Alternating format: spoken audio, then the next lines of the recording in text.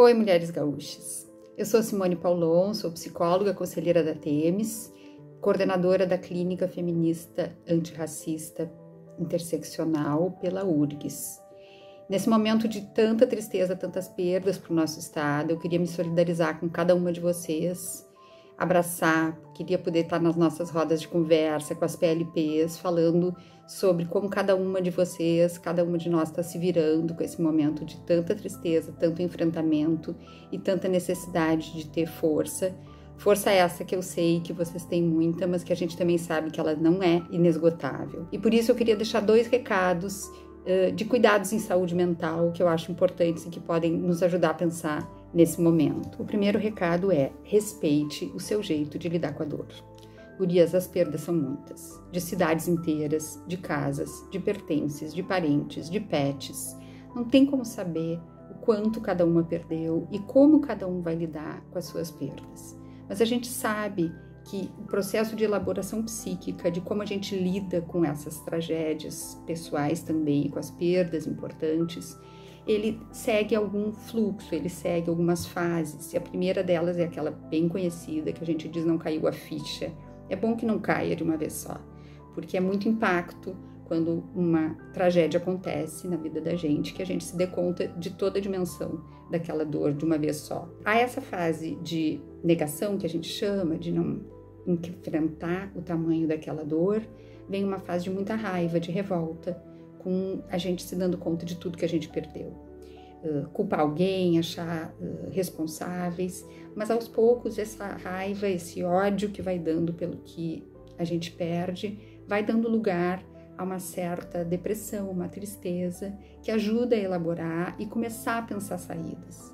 Também é um momento de acolhimento, de recolhimento, e que ajuda a pensar que algumas saídas começam a aparecer e dá uns lampejos assim de poder pensar em algum momento de reconstrução. Cada uma vai viver essas fases e não tem como pular nem acelerar cada uma delas. Mas tem como a gente saber que se a gente tiver serenidade para deixar acolher aquele momento e aquela dor no jeito que ela está vindo naquele momento, a outra fase aos pouquinhos vai se apresentar.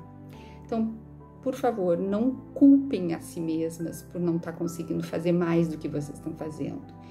Conquistem, cada pequena conquista pode ser comemorada, às vezes pode ser conseguir sair da cama, conseguir fazer higiene, conseguir se alimentar, desde que seja um passinho a mais em relação ao que ontem era possível. Esse momento inclui poder chorar, poder não disfarçar a sua dor, poder acolher no corpo aquilo que está sendo necessário para juntar forças e chegar no dia seguinte. O segundo recado em relação a saúde mental das mulheres que estão vivendo a tragédia climática das enchentes aqui no sul é para ficarmos alertas para aquilo que as mulheres, para o bem e para o mal, foram mais exigidas a fazer, que é a tarefa do cuidado.